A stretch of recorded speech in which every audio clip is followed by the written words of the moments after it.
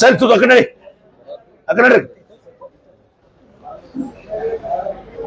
ದಾವಸ್ಸು ಜಾಗತಿಕ ಏನು ಒಂದು ಶೃಂಗಸಭೆ ಇರ್ತದೆ, ವರ್ಲ್ಡ್ ಎಕನಾಮಿಕ್ ಫೋರಮ್. ಅಲ್ಲಿ ಪ್ರಮುಖವಾಗಿ ಆರ್ಥಿಕ ನೀತಿಗಳ ಬಗ್ಗೆ, ಯಾಕಂದ್ರೆ ವರ್ಲ್ಡ್ ಎಕನಾಮಿಕ್ ಫೋರಮ್ ಅಲ್ಲಿ ಯಾವ ರೀತಿ ಜಾಗತಿಕನ ಎಲ್ಲ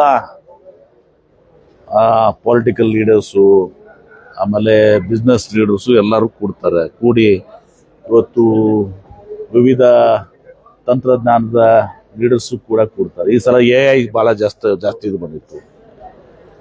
ಯಾವ ರೀತಿ ಈಗ ಭೌಗೋಳಿಕ ಈ ಒಂದು ವ್ಯವಸ್ಥೆ ನಡೆದಿದೆ, ಯುದ್ಧಗಳ ಒಂದು ಇದು, ಆಮೇಲೆ ಟ್ರಂಪ್ ಅವರು ತಾರೀಫು, ಇವೆಲ್ಲ 108 ವಿಚಾರದಲ್ಲಿ ಏನು ಜಿಯೋ ಪೊಲಿಟಿಕಲ್ ಸಿಚುವೇಶನ್ ಅಂತ ಏನಂತೀವಿ ನಾವು, ಅದ್ರ ಬಗ್ಗೆ ಅನೇಕ ಡಿಸ್ರಪ್ಷನ್ಸ್ ಆಗ್ತದೆ. ಅಂದ್ರೆ ಈಗ ತಾರೀಫ್ ಹಾಕಿರುವಂತಹದ್ದು ಇವೆಲ್ಲನೂ ಕೂಡ ನಡೆದಿದೆ.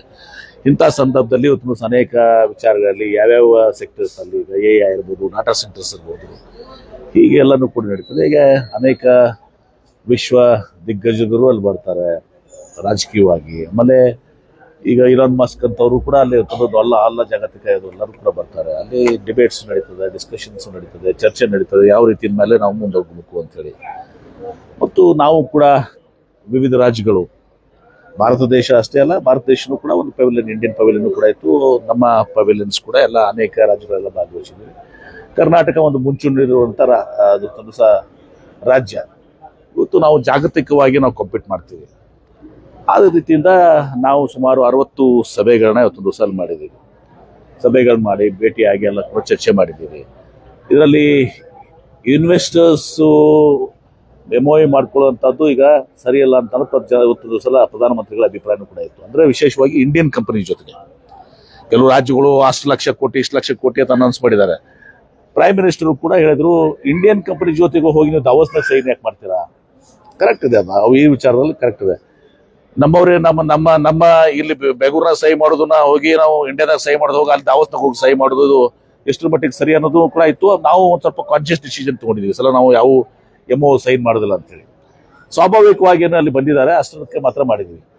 ಇಲ್ಲಿ ಹಾಗೆ ಮಾಡ್ಬೇಕಾದ್ರೆ ಲಕ್ಷಾಂತರ ಕೋಟಿ ನಾವು ಸಹಿ ಮಾಡ್ಬೋದಾಗಿತ್ತು. ವಿಜಯಪುರ್ಗೂ ಒಂದು 2-3-4 ಕಂಪನೀಸ್ಗೆ ನಾವು ಇನ್ವೈಟ್ ಮಾಡಿದ್ವಿ. ಕೋಕೋ ಕೋಲಾಗೆ ಇನ್ವೈಟ್ ಮಾಡಿದ್ವಿ, ಇನ್ನೂ 2-3 ಕಂಪನೀಸ್ಗೆ ಇನ್ವೈಟ್ ಮಾಡಿದ್ವಿ, ಆಮೇಲೆ ಬ್ಯಾಟ್ರಿ ಕಂಪನೀಸ್ಗೆ ಇನ್ವೈಟ್ ಮಾಡಿದ್ವಿ. ನಮ್ಮಲ್ಲಿ ಏನು ಸೂಕ್ತ ಆಗ್ತದೆ ಅಂತ 4-5 ಕಂಪನೀಸ್ಗೆ ವಿಜಯಪುರ್ಗೂ ಇನ್ವೈಟ್ ಮಾಡಿದ್ವಿ. ಇನ್ವೈಟ್ ಮಾಡಿದ ತಕ್ಷಣ ಅವ್ರು ಬರೋದಿಲ್ಲ, ಬಂದ್ಮೇಲೆ ಅವ್ರು ಡಿಸ್ಕಷನ್ ಮಾಡ್ತಾರೆ, ಬಂದ ಜಾಗ ನೋಡ್ತಾರೆ, ಆಮೇಲೆ ವಾತಾವರಣ ನೋಡ್ತಾರೆ, ಇನ್ಸೆಂಟಿವ್ ನಾವು ಏನು ಕೊಡ್ತೀವಿ ಅವ್ರಿಗೆ ಅದನ್ನು ರಿಯಾಯಿತಿಗಳನ್ನ ನೋಡ್ತಾರೆ. ಇದೆಲ್ಲ ನೋಡಿ ಇವತ್ತು ದಿವಸ ಆಗ್ತದೆ. ನಮ್ಮ ಪ್ರಯತ್ನ ನಿರಂತರವಾಗಿದೆ. ಇದು ಇಂಡಸ್ಟ್ರೀಸ್ ಅಷ್ಟು ಈಸಿ ಇಲ್ಲ. ಎಲ್ಲ ಇವತ್ತು ದಿವಸ ನಾವು ವಿಜಯಪುರ ತರಬೇಕಂದ್ರೆ ಈಗ ನಾನು ಕಳೆದ 2 ವರ್ಷದಿಂದ ಗುಡ್ಡಾಡತಕ್ಕಂತಾಗ ಒಂದು 7-8 ಕಂಪನಿ ನಾವು ಕಾನ್ಸಂಟ್ರೇಟ್ ಮಾಡಿ ಗುಡ್ಡಾಡ್ತಿದ್ದೀವಿ. ಅದೇ ಒಂದು 2-3 ಈಗ ಮಟೀರಿಯಲೈಸ್ ಆಗ್ತಾ ಇದಾವೆ. ಹೀಗಾಗಿ ಇಟ್ಸ್ ಅ ಲಾಂಗ್ ಟರ್ಮ್. ಇದು ಅಷ್ಟು ಸರಳವಾಗಿನೂ ಕೂಡ ಇಲ್ಲ. ಒಟ್ಟಾರೆ ನನ್ನ ಉದ್ದೇಶ ಏನಿದೆ ಅಂದ್ರೆ, ಇವತ್ತು ಹೆಂಗೆ ನಾನು ಪದೇ ಹೇಳ್ತೀನಿ, ಹೆಂಗೆ ಶರದ್ ಪವಾರ್ ಅವರು ಬಾರಾಮತಿ ಇದು ಆಯ್ತು, ಆಗಿನ ಕಾಲ ಬೇರೆ ಇತ್ತು. ಈಗ ಬಹಳ ಸ್ಟಿಫ್ ಕಾಂಪಿಟೇಷನ್ ಇದೆ. ನೀವು ಇನ್ಸೆಂಟಿವ್ 30% ಕೊಡ್ತೀವಿ, ಇನ್ನೊಬ್ಬರು ರಾಜ್ಯ 40% ಕೊಡ್ತೀವಿ ಅಂತಾರೆ. ನಾವು ಇವತ್ತು ದಿವಸ ಒಂದು ಕೋಟಿ ರೂಪಾಯಿ ಒಂದು ಎಕರೆ ನಾವು ಕೊಡ್ತೀವಿ, ಒಬ್ಬರು ಫ್ರೀಯಾಗಿ ಕೊಡ್ತೀವಿ ಅಂತಾರೆ. ಈ ಎಲ್ಲನೂ ಕೂಡ ಬಹಳಷ್ಟು ಇದು ಇದೆ. ಅದಾಗಿನೂ ಕೂಡ ಒಂದು 5-6 ಇಂಡಸ್ಟ್ರೀಸ್ ನಮಗೆ ಡಾವೋಸ್ನಲ್ಲಿ ಒಂದು 60 ಕಂಪನಿಯಲ್ಲಿ ಒಂದು 5-6 ಇಂಡಸ್ಟ್ರೀಸ್ಗೆ ನಾವು ವಿಜಯಪುರ್ಗೆ ಇನ್ವೈಟ್ ಮಾಡಿದ್ದೀವಿ. ಸಕಾರಾತ್ಮಕವಾಗಿದ್ದಾರೆ. ಮುಂದೆ ಅದನ್ನ ಹೆಂಗೆ ಪ್ರೊಸೀಡ್ ಮುಂದೆ ಗೊತ್ತಾಗ್ತಿಲ್ಲ. ನಾವು ಇನ್ಸೆಂಟಿವ್ಸು ಎಲ್ಲ ಏನು ಕೊಡ್ತೀವಲ್ಲ ಹೆಂಗೆ ಆಗ್ತದೆ.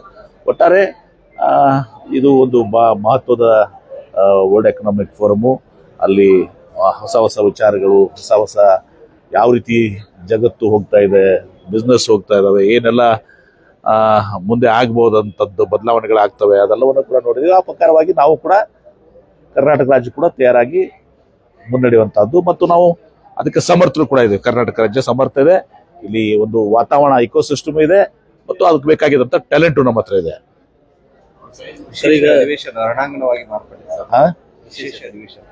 ನೋಡಿ, ತಮ್ಗೆ ಗೊತ್ತಿದೆ, ಗವರ್ನರ್ ಅಡ್ರೆಸ್ ಫಸ್ಟ್ ಹೊಸ ವರ್ಷದಲ್ಲಿ ಪ್ರಥಮ ಏನು ಅಧಿವೇಶನ ಆಗುತ್ತೆ, ಅದಕ್ಕೆ ಗವರ್ನರ್ ಅಡ್ರೆಸ್ ಇರಬೇಕಾಗ್ತದೆ. Governor is the voice of the government ಇವತ್ತಿನ ದಿವಸ ಏನು ನಾವು ಅವ್ರಿಗೆ ಎದು ಕೊಡ್ತೀವಿ ಅದನ್ನ ಓದ್ತಾರೆ. ಹಿಂದೆಲ್ಲ ಓದಿಲ್ವಾರು, ಇದೇ ಗವರ್ನರ್ ಓದಿಲ್ವಾ? ಓದಿದಾರಲ್ಲ. ಈಗ ಯಾಕೆ ಮಹಾತ್ಮ ಗಾಂಧಿ ರೋಜ್ಗಾರ್ ಯೋಜನೆ ಅನ್ನೋದು ಒಂದು ಮಹತ್ತರವಾದಂತ ಯೋಜನೆ ಮೊನ್ನೆ ಕೊಟ್ಟಿದ್ದೀನಿ ನಿಮ್ಗೆಲ್ಲ. ಹಳೇದೇನಿತ್ತು ಹೊಸದೇನಿತ್ತು ನನಗೆ ಬಿಡಿಬಿಡಿಗಾಗಿ ಕೊಟ್ಟಿದ್ದೀನಿ ನಿಮ್ಗೆ. ಸುಮ್ಮನೆ ಹೇಳಿಕೆ ಕೊಡುವಂಥದ್ದಲ್ಲ. ನಿಮಗೆ ಮೊದಲೇನಿತ್ತು ಈಗೇನಿತ್ತು ಅಂತ ಮೊದಲು ನಿಮ್ಗೆ ನೋಟೇ ಕೊಟ್ಟಿದ್ದೀನಲ್ಲ ನಿಮ್ಗೆ ನೋಟ್.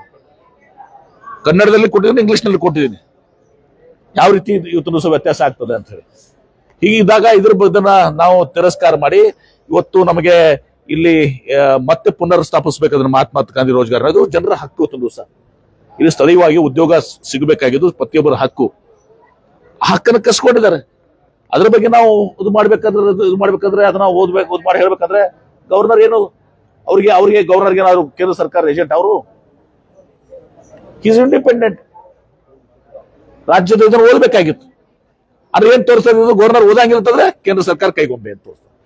ತಾವೇ ಕುತ್ಕೊಂಡು ಗವರ್ನರ್ ಅವರು ಅದಕ್ಕೆ ನೀವು ಓದ್ಬೇಕಾಗಿ ನಾನು ಗವರ್ನರ್ ಈ ಶುಡ್ ರೀಡ್ ಇಟ್, ಓದ್ಬೇಕು. ಅದನ್ನ ಬಿಟ್ಕೊಂಡು ನಾವು ತಿರಸ್ಕಾರ ಮಾಡ್ತೀನಿ ಅಂದ್ರೆ governor is acting on central government. ಒಂದು ಪಾರ್ಟಿ ವಕ್ತಾರರಾಗಿ ಇವತ್ತು ನಡ್ಕೊಂಡಿದ್ದಾರೆ, ಏಜೆಂಟ್ ಆಗಿ ನಡ್ಕೊಂಡಿದ್ದಾರೆ. ಅದಾದ ನಂತರ ನಡೆದ ಬೆಳವಣಿಗೆ ಇದೆಲ್ಲ ತಪ್ಪುಗಳಿದೆಲ್ಲ ಕೂಡ. ಅದಕ್ಕೆ ಆ ಕಾರಣ ಯಾರು? ಗವರ್ನರ್. ಅವ್ರು ಗವರ್ನರ್ ಈ ರೀತಿ ಮಾಡಿದಾಗ ಅದೆಲ್ಲ ವಾತಾವರಣ ಸೃಷ್ಟಿಯಾಗಿದೆ ಅಲ್ಲಿ. ಪಾಪ ಹರಿಪ್ರಸಾದ್ ಅವರು ಬಟ್ಟೆ ಎಲ್ಲ ಕೇರಿಸಿ ಹಚ್ಕೊಳ್ತದ್ದು. ಈ ವಾತಾವರಣ ಸೃಷ್ಟಿ ಮಾಡಕ್ಕೆ ಇದೆಲ್ಲ ಆಗ್ಲಿಕ್ಕೆ ಕಾರಣ ಗವರ್ನರ್. ಇಲ್ಲಿಗೆ ಬರಲೇಬಾರ್ದಾಗಿತ್ತು. ಬಂದ್ರೆ ಯಾಕೆ ಬಂದಿಲ್ಲ, ಓದಂಗಿಲ್ಲ ತಿಳಿದು ಮಾಡಿದೆ. ಸರಿ, ಇನ್ನೊಂದು ನಾಳೆ ಗಣರಾಜ್ಯೋತ್ಸವ ಭಾಷಣ ಇದೆ, ಅಲ್ಲಿ ಕೇಂದ್ರ ಸರ್ಕಾರ ಟೀಕಿಸುವ ಅಂಶಗಳಿದ್ರೆ ಭಾಷಣ ಮಾಡಲ್ಲ ಅನ್ನುವಂತ ಸಂದೇಶವನ್ನು ರಾಜ್ಯ ಸರ್ಕಾರ ಅದೇ ಮತ್ತೆ ಪದೇ 2ನೇ ಸಲ ಪ್ರೂವ್ ಮಾಡ್ತಾ ಇದಾರೆ. 1ನೇ ಸಲ ಮನ್ ಪ್ರೂವ್ ಮಾಡಿದಾರೆ I am the BJP agent ಅಂತ. 2ನೇ ಸಲ ಮತ್ತೆ ಪ್ರೂವ್ ಮಾಡ್ತಾ ಇದಾರೆ ಈಸ್ ಅ ಬಿಜೆಪಿ ಏಜೆಂಟ್ ಅಂತ ಹೇಳಿ. And governor is a BJP agent. ಸಂಘರ್ಷಕ್ಕೆ ದಾರಿ ಮಾಡಿಕೊಡುತ್ತೆ. ಸಂಘರ್ಷ ಏನ್ ಸಂಘರ್ಷ ಆಗ್ತದೆ? ರಾಜ್ಯಪಾಲ ಸರ್ಕಾರ ಆಗ್ಲಿ, ಏನಾಗ್ತದೆ ಮತ್ತೆ ಅನಿವಾರ್ಯ ಇದೆ. ಯಾರು ಮಾಡಿಕೊಟ್ಟಿದ್ದಾರೆ ನಮ್ ಸಂಘರ್ಷ ಮಾಡ್ತಾ ಇರುವಂತದ್ದು ರಾಜ್ಯಪಾಲರು. ತಮಿಳುನಾಡಲ್ಲಿ ಇದೇ ತರ ಮಾಡ್ತಾ ಇದ್ರೆ, ಎಲ್ಲೆಲ್ಲಿ ಕಾಂಗ್ರೆಸ್ ಸರ್ಕಾರಗಳಿದಾವೆ ಇದೇ ತರ ಮಾಡ್ತಾ ಇದ್ರೆ. ತಮಿಳುನಾಡದಲ್ಲೂ ಇದೇ ತರ ಆಗಿದೆ. ಮತ್ತೆ governor is a BJP agent. ಮುಕ್ತವಾಗಿ ಹೇಳ್ತೀನಿ. ಅಂದ್ರೆ ಕಾಂಗ್ರೆಸ್ ಸರ್ಕಾರ ಇರುವ ರಾಜ್ಯಗಳಲ್ಲಿ ಸರ್ಕಾರ ಸರಿಯಾಗಿ ನಡಿಬಾರ್ದು. ಇದನ್ನ ಅಲ್ಲ ಅಂದ್ರೆ ಕೇಂದ್ರ ಸರ್ಕಾರದ ವಿರೋಧ ನಾವು ಏನು ವ್ಯಕ್ತಪಡಿಸಬಾರ್ದು. ನಾವು ಅವ್ರ ತರ ಗವರ್ನರ್ ತರ ನಾವು ಕಾಂಗ್ರೆಸ್ ಸರ್ಕಾರ ಬಿಜೆಪಿ ಏಜೆಂಟ್ ಆಗಿರ್ಬೇಕು. ಸರ್, ಬೆಳಗಾವಿಯಲ್ಲಿ 400 ಕೋಟಿ ರೂಪಾಯಿ ತುಂಬಿದ ಲಾರಿಯೇ ನಾನು ನೋಡಿದ್ದೀನಿ. ಬಾರಿ ಈಗ ನನಗೂ ಆಶ್ಚರ್ಯ ಆಗಿದೆ, ನಂಬಲಿಕ್ಕೆ ಸಾಧ್ಯ ಆಗಲಿಲ್ಲ. ಈಗ ನಾನು ನೋಡ್ತಾ ಇದ್ದೆ ಬೆಳಗ್ಗೆ ಪೇಪರ್ನಲ್ಲಿ, ಆಶ್ಚರ್ಯ ಆಗಿದೆ. ಒಂದು ದಿವಸ ಏನು ಅದು ಹೆಂಗೆ ಬಂತು, ಏನು ಬಂತು, ಯಾವ ಹಣ ಏನು, ಇದೆಲ್ಲಾನು ಹೊರಬರ್ಬೇಕಲ್ಲ. ಮತ್ತು 400 ಕೋಟಿ ರೂಪಾಯಿ ಸಾಗಾಣಿಕೆ ಮಾಡ್ತಿರೋ ಸೆಕ್ಯೂರಿಟಿ ನಿಮ್ದೇನಿತ್ತು? 1 ರೂಪಾಯಿನ 2 ರೂಪಾಯಿನ? 4 ಕೋಟಿ ಆದ್ರೆ ಏನೋ ಬ್ಯಾಂಕರ್ ಪಾಪ. 400 ಕೋಟಿ ಅಂದ್ರೆ ಅದಕ್ಕೆ ತಕ್ಕದಾದಂತ ಸೆಕ್ಯೂರಿಟಿ ಬೇಕಾಗಿತ್ತ? ಅಥವಾ ಎಲ್ಲರಿಗೂ ಇನ್ಫಾರ್ಮ್ ಮಾಡಿ ಆ ರೂಟ್ ನಲ್ಲಿ ಎಲ್ಲಾ ಸ್ಟೇಟ್ಸ್ ಅಲ್ಲಿ ಇದು ಮಾಡಿದ್ರೆ ಸ್ಟೇಟ್ಸ್ನವರು ಪ್ರೊಟೆಕ್ಷನ್ ಕೊಡ್ತಾ ಇದ್ರ? ಇದು ಏನು ನಡೆ ಇದೆ, ಅಚಾತುರ್ಯ ನಡೆ ಇದೆ. ಬಹುಶಃ ಇದನ್ನ ಬಹಳ ಗಂಭೀರವಾಗಿ ತಗೊಳ್ಬೇಕು ನಾವು. ಬಾಲಾಜಿ ಟ್ರಸ್ಟಿಗೆ ಸೇರಿದ್ದ ಬಾಲಾಜಿ ಟ್ರಸ್ಟಿಗೆ ಸೇರಿದ್ದ ಹಣ ಅಂತ. ಯಾವ ಬಾಲಾಜಿ? ಅಲ್ಲಿ ಗೋವಾ. ಅರೆ ಬರೀ ಪ್ರೊಟೆಕ್ಷನ್ ಬೇಡನಾ? 400 ಕೋಟಿ ರೂಪಾಯಿ ಹಣಕ್ಕೆ, ಈಗ 400 ಕೋಟಿ ಹಣಕ್ಕೆ ನೀವೇ ವಿಚಾರ ಮಾಡ್ರಿ. 400 ಕೋಟಿ ಇವತ್ತು ನಾವು ಸಾಗಾಣಿಕೆ ಮಾಡ್ಬೇಕಾದ್ರೆ ಅದು ಲೀಗಲ್ಲೋ ಇಲ್ಲಿಗೋ ನನಗೇನು ಮಾಹಿತಿ ಗೊತ್ತಿಲ್ಲ, ಸುಮ್ಮನೆ ಪೇಪರ್ ಓದಿದ್ದೀನಿ. ಅದು ಯಾವ್ದು ಟ್ರಸ್ಟ್ನೋ ಏನೋ ಗೊತ್ತದ್ರ 400 ಕೋಟಿ ರೂಪಾಯಿ ತಗೊಂಡು ಹೋಗುವಾಗ ಅದಕ್ಕೆ ಸೂಕ್ತವಾದಂತ ಇದು ಬೇಕಾಗಿರಂಗಿಲ್ಲ. ಬ್ಯಾನದ ಅಮೌಂಟ್ ಅಂದ್ರೆ 2000 ರೂಪಾಯಿನೂ ಇತ್ತು. ನನಗೆ ಗೊತ್ತಿಲ್ಲ. ನಾನು ಇವತ್ತು ಪೇಪರ್ ನೋಡಿದ್ದೀನಿ. ಇದು ಬಹಳ ಗಂಭೀರವಾದಂತ ವಿಚಾರ. ಇದು ಸೂಕ್ತವಾದಂತ ತನಿಖೆ ಆಗ್ಬೇಕು. ಮೊನ್ನೆ ಸಿಎಂ ಅವ್ರ ಕಾರ್ಯಕ್ರಮ ಆಯ್ತು, ಸರ್ಕಾರಿ ಕಾರ್ಯಕ್ರಮ ಹೋಗಿ ಯತ್ನಾಳ್ ಕಾರ್ಯಕ್ರಮ ಅನ್ನೋ ರೀತಿ ಪ್ರಾಜೆಕ್ಟ್ ಆಯ್ತು. ಮೊನ್ನೆ ಸಿಎಂ ಅವ್ರು ಬಂದಾಗ ನೋಡಿ, ಅವರು ಈಗ ಸಿಟಿ ಎಂ ಎಲ್ ಎ ಇದ್ದಾಗ ಬಂದಾಗ ಯತ್ನಾಳ್ ಕಾರ್ಯಕ್ರಮ ಏನಾಗ್ತದೆ? ಆತರ ಪ್ರಾಜೆಕ್ಟ್ ಆಯ್ತು. ಯಾರು ಪ್ರಾಜೆಕ್ಟ್ ಯಾರು ನೀವು ಮಾಡ್ಕೊಂಡ್ರಿ? ಅವ್ರಿಗೆ ಜಾಸ್ತಿ ಸ್ಥಳೀಯ ಶಾಸಕ ಅಂದ್ಮೇಲೆ ಅದಕ್ಕೇನು ಬಹಳ ಕೊಡ್ಬೇಕಾದ ಅವಶ್ಯಕತೆ ಇಲ್ಲ. ಏನ್ ಯತ್ನಾಳ್ ನಮ್ಮ ಪಕ್ಷಕ್ಕೆ ನಾವು ಬರ್ಲಕ್ ಹೇಳ್ತಾ ಇಲ್ಲ, ಬಂದ್ರು ನಾವು ತಗೊಳ್ಳೋದಿಲ್ಲ. ನಿಮ್ ಮೊದ್ಲೇ ಹೇಳ್ಬಿಟ್ಟಿದ್ದೀನಿ, ಕ್ಲಾರಿಫೈ ಮಾಡಿದೀವಿ. ಹಿ ಈಸ್ ನಾಟ್ ವೆಲ್ಕಮ್ ನಮ್ಮ ಪಕ್ಷಕ್ಕೆ. ಅವ್ರಿಗೆ ಯಾವ ಕಾಲಕ್ಕೂ ನಾವು ಸೇರಿಸ್ಕೊಳ್ದ. ಮನೆಯದ್ದು ಅವ್ರೇನ್ ಸೇರ್ತೀವಿ, ನಾಳೆಗೆ ನೀವು ಇದನ್ನ ಹೋಗಿ ಹೇಳ್ತೀರಿ, ಮತ್ತೆ ನಾವು ನಾಯಲ್ಲಿ ಸೇರಾಕತ್ತೀನಿ ಅಂತ ಅವ್ರು ಹೇಳ್ತಾರೆ. ಅದಕ್ಕೆ ಹೇಳ್ತೀನಿ, ಅದ್ ನಾನೇ ಹೇಳ್ತಾ ಇದೀನಿ. ಯಾಕಂದ್ರೆ ಸ್ಥಳೀಯ ಶಾಸಕರ ಮೇಲೆ ಒಂದ್ ಸ್ವಲ್ಪ ಇದು ಮಾಡ್ತಿರ್ತಾರೆ. ಅದು ಒಂದು ಅದೊಂದು ಘನತೆ ಇದಕ್ಕಂತ ಸಂಬಂಧ. ಸಿಎಂ ಅವರು ಅವ್ರಿಗೆ ಅವ್ರ ಫೇವರ್ ಆಗಿ ಸುಮ್ಮನೆ ಫೇವರ್ ಅಂತಾರೆ ನೋಡಿ. ಆಯ್ತಪ್ಪ ಬಂದ್ಮ್ಯಾಗ ಸ್ಥಳೀಯ ಶಾಸಕರು ಏನೋ ಪ್ರಪೋಸಲ್ ಕೊಟ್ರು, ಆಯ್ತಪ್ಪ ಕನ್ಸಿಡರ್ ಮಾಡೋಣ ಅಂದಿದ್ದಾರೆ. ಕಾಂಗ್ರೆಸ್ ಶಾಸಕರು ಸರ್ ನಮ್ಮೋದ್ರ ತರ ಮಾಡ್ತಾರೆ, ಯತ್ನಾಳ್ ಅವರು ಜಲ್ದಿ ಮಾಡಿದ್ರು. ಯಾರಂದ್ರು? ಕಾಂಗ್ರೆಸ್ ಶಾಸಕರು ಹತ್ರ ಅಸಮಾಧಾನ. ಯಾರಂದ್ರ? ಯಾರೋ ಡೈರೆಕ್ಟ್ ಅಂದ್ರಿ ಸರ್. ಯಾರು ಡೈರೆಕ್ಟ್ ಸುಮ್ ಸುಮ್ಮನೆ ನೀವು ಕಲ್ಪಿಸ್ಕೊಡೋದಕ್ಕೆ ತಮ್ಮ ಹೊರಗೆ ಏನಂತ ಸರ್ ನೋಡಿ. ಅದೊಂದು ಸುಮ್ಮನೆ ಸೌಜನ್ಯದ ವಿಚಾರಗಳು. ಅಂದ್ರೆ ಈ ವಿಚಾರ ಏನಿದೆ ಸರ್, ಸ್ವತಂತ್ರ ಅಭ್ಯರ್ಥಿಗೆ ಅಂದ್ರೆ ಕರೆಕ್ಟ್ ಸೇರಿವಲ್ಲ ಸೌಜನ್ಯ. ಈಗ ನಾವು ಅದೊಂದು ಕಾರ್ಯಕ್ರಮಕ್ಕೆ ಹೋಗ್ತೀವಿ, ಅಲ್ಲಿ ಸ್ಥಳೀಯ ಶಾಸಕರು ಇರ್ತಾರೆ. ನನ್ ಕೂಡ ಆ ಸ್ಥಳೀಯ ಶಾಸಕ ಬೈದ್ ಬರ್ಲಿ ಅವ್ನು ಸ್ಟೇಜ್ ಮ್ಯಾಗ.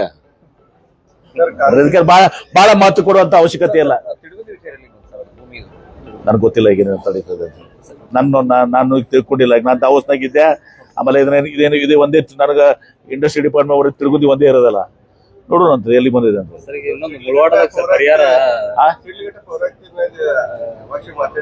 ಕಾಂಗ್ರೆಸ್ ಕಾರ್ಯಕರ್ತರು ದಿನ ಬಂದರಾಗಿಲ್ಲ ಅಷ್ಟೇ ಒಂದು ಏನಾದ್ರಿ ಕಾಂಗ್ರೆಸ್ ಕಾರ್ಯಕರ್ತರು ಅದೆಲ್ಲ ನೀ ಇಲ್ಲೇ ಕೇಳ್ತೀಯಪ್ಪ, ಅಲ್ಲೆಲ್ಲ ರಗಡ್ ಕೇಳ್ತಾರೆ. ರಾಜೀವ್ ಗೌಡ ಇಲ್ಲೇ ನಿನಗೂ ಬೇಕಾಯ್ತು. ಸರ್ ಈಗ ಮುಳವಾಡದ ಇನ್ನೂವರೆಗೆ ಸರಿಯಾಗಿ ಪರಿಹಾರ ಕೊಟ್ಟಿಲ್ಲ ಅಂತ ಹಂತ ಕೊಡೋದ್ರಿಂದ ಅದು ನಮ್ಗೆ 2013 ಆಕ್ಟ್ ಪ್ರಕಾರ ಪರಿಹಾರ ಕೊಡಿ ಅಂತ ಹೇಳಿ ಮನೆ ಡಿಸರ್ಸ್ ನೋಡ್ತೀವಿ. ಅದೆಲ್ಲ ನೋಡ್ಕೋತೀವಿ. ಅದಕ್ಕೆ ಕೇಳಿ ಅದಕ್ಕೆ ಸಭೆ ಮಾಡಿದ್ದಾರೆ. ನೋಡ್ತೀವಿ, ಅದ್ರೆಲ್ಲ ಚೆಕ್ ಮಾಡ್ತೀವಿ. ನ್ಯಾಯಯುತವಾಗಿ ಏನದ ಮಾಡ್ತೀವಿ. ಪದ್ಧತಿ ಏನದ KDB ಆ ಪ್ರಕಾರ ಮಾಡ್ತೀವಿ.